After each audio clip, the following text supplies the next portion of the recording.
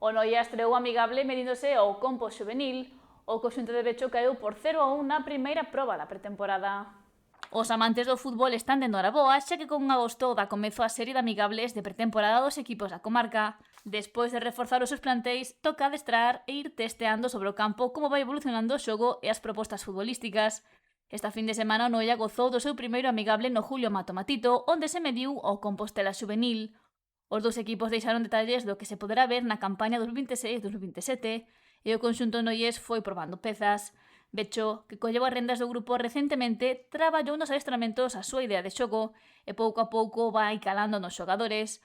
O partido foi propio de pretemporada, foron quecéndose motores, pero finalmente o triunfo foi para o Compo Xuvenil por un axustado 0-1.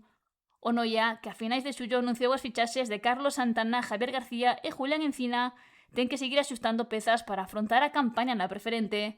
Esta fin de semana terá un novo test no que se medirá a un rival moi coñecido, o Boiro.